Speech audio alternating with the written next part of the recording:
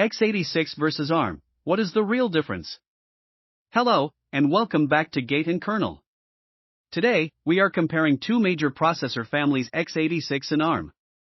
For years, people said x86 was powerful but inefficient, while ARM was slower but more power efficient. That description is now too simple. Apple moved the Mac to Apple Silicon.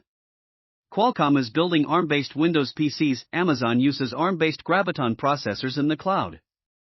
At the same time, Intel and AMD continue to improve x86 efficiency. So the real difference is not simply speed versus power. It involves instruction sets, processor design, software compatibility, integration, and ecosystem.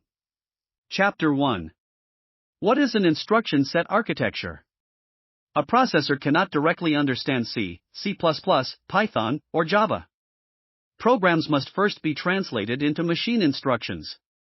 These instructions may load data, perform arithmetic, compare values, jump to another location, or store a result. The rules that define these instructions are called an instruction set architecture, or ISA. An ISA is a contract between software and hardware. The compiler generates machine code according to that contract. The processor executes the code according to the same contract. x86 and ARM are different ISA families. An x86 program normally cannot run directly on ARM. An ARM program normally cannot run directly on x86. But an ISA is not a processor chip. Intel Core and AMD Ryzen both implement x86. Apple M-series chips, Snapdragon, and Graviton all implement ARM. The instruction set may be shared, but the internal processor designs can be very different. Chapter 2. How did x86 develop? The x86 story began with Intel's 8086 processor in 1978. It later grew through the 286, 386, 486, Pentium, Intel Core, and AMD processor families. Its greatest strength is backward compatibility. New x86 processors try to preserve behavior required by older software. That created a huge ecosystem of Windows applications, games, enterprise systems, engineering tools, virtual machines, and servers. But compatibility also creates complexity. x86 instructions have variable length, from 1 byte to as many as 15 bytes.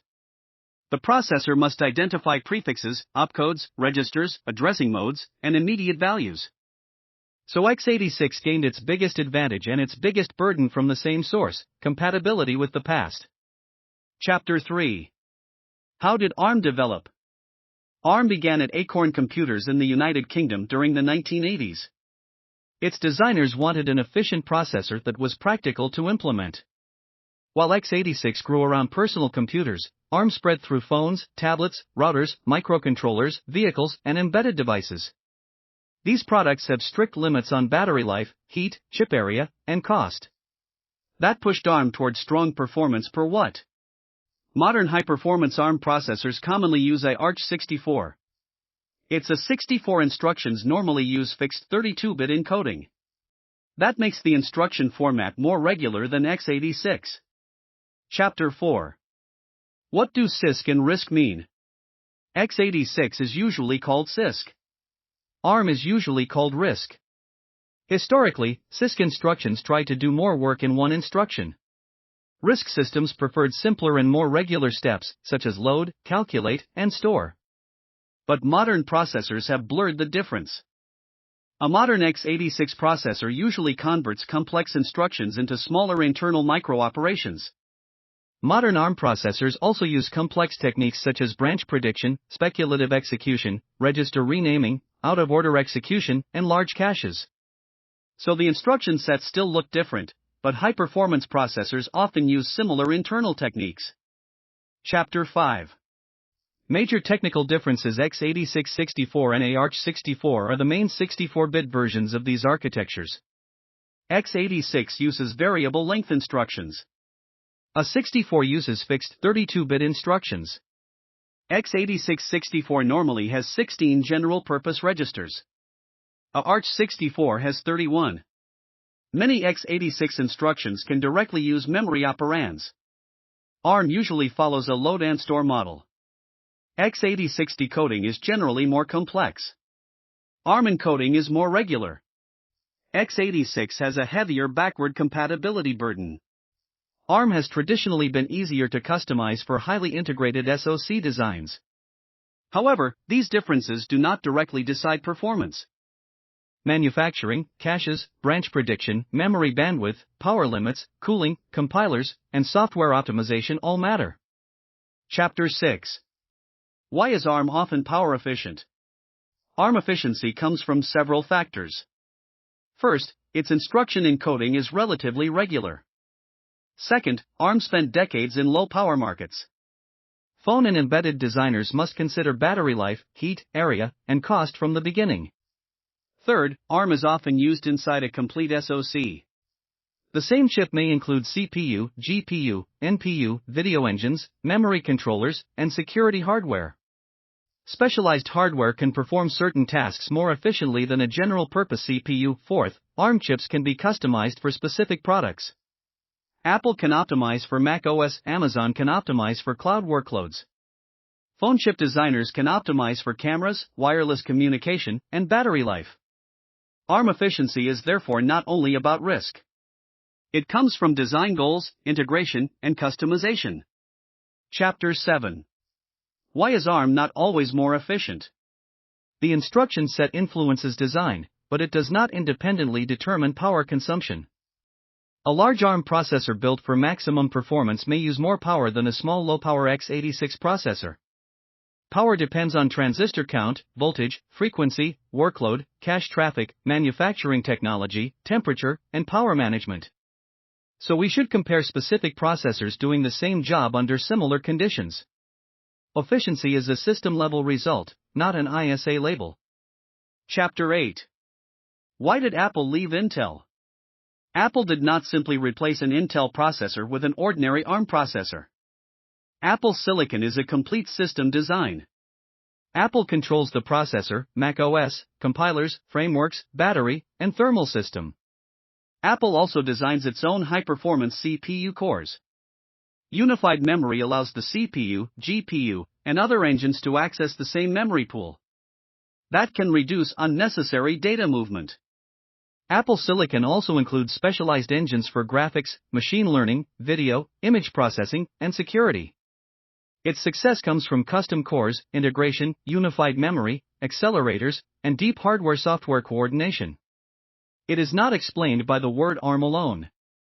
Chapter 9. Why is ARM expanding into servers? Data centers care about more than the speed of one processor.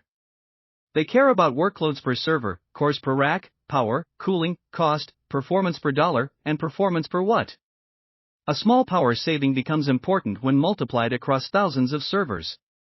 Amazon Graviton is a good example. It is designed for cloud workloads such as web servers, containers, microservices, Java, Linux, and data processing. Cloud providers control the hardware and software environment. Open source software can often be rebuilt for ARM. That makes data centers a good place to introduce a different architecture. Chapter 10. Why is x86 still difficult to replace? The first reason is software. Many applications, drivers, plugins, games, and virtual machines were built for x86. Migration may fail because a library, driver, plugin, or anti-cheat system has no ARM version. The second reason is PC gaming. Games also depend on graphics drivers, launchers, mods, and peripherals. The third reason is enterprise migration. Companies care about certification, security, virtualization, training, vendor support, and long-term maintenance. The fourth reason is that x86 continues to improve. Modern processors use chiplets, advanced packaging, efficiency cores, integrated graphics, NPS, and better power management. x86 is not standing still. Chapter 11. Why can software not run directly across architectures? The same C source code can be compiled for x86 or ARM. But the resulting machine code is different. Source code portability means the same source can be compiled for different architectures. Binary incompatibility means an x86 executable normally cannot run directly on ARM. Instruction translation converts one architecture's instructions into another's. Apple uses Rosetta 2. Windows on ARM also translates many x86 applications. But translation can add overhead, use more memory, create compatibility problems, and complicate drivers. A native application is usually the best solution. Chapter 12. Which is faster? There is no universal answer. We must ask what is being measured. Single core or multi-core? Short bursts or sustained performance? Laptop, desktop, or server? Battery power or wall power? CPU, GPU, or accelerator workload? What are the thermal and power limits? A high-end x86 desktop processor can deliver excellent sustained performance. Apple Silicon can combine strong performance with battery life and integrated media engines. ARM servers can improve rack density. x86 servers offer mature enterprise software and virtualization. The better question is, which specific processor is best for this workload, software environment, and power budget? Chapter 13. When should you choose x86? Choose x86 when you need maximum Windows compatibility. Choose it for high-end PC gaming. Choose it when professional software depends on x86-only plugins or drivers. Choose it for older applications, existing virtual machines, mature expansion card support, and established enterprise infrastructure. x86 is strongest when compatibility and legacy support matter most. Chapter 14.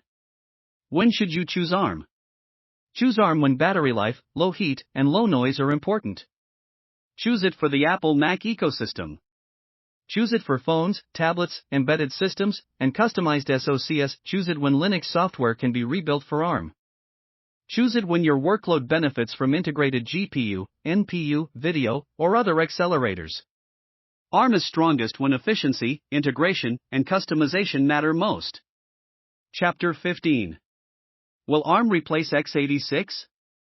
Probably not completely. Their internal designs will continue to converge. Computing will also become more heterogeneous, with CPS, GPS, NPS, video engines, memory systems, and advanced packaging working together. ARM will keep expanding into PCs and servers. x86 will continue defending gaming, enterprise software, and traditional servers. RISC-V will also become an important third architecture. But an open ISA alone is not enough. It also needs strong processor designs, operating systems, compilers, tools, applications, manufacturing, and packaging. The future is more likely to be coexistence than replacement. Conclusion. The most fundamental difference between x86 and ARM is that they provide different instruction set architectures. Over time, they also develop different software ecosystems, technical traditions, and business models. x86 is strong in compatibility, software support, gaming, enterprise systems, and virtualization. ARM is strong in efficiency, integration, customization, mobile devices, embedded systems, and cloud computing. But instruction sets alone do not determine performance or power. Modern processor competition involves CPS, GPS, NPS, memory, packaging, operating systems, compilers, software ecosystems, and complete system design. That bigger picture is the key to understanding the real difference between x86 and ARM. Thank you for watching Gate and Kernel. Please like the video and subscribe for more clear explanations of computer hardware and software. See you next time.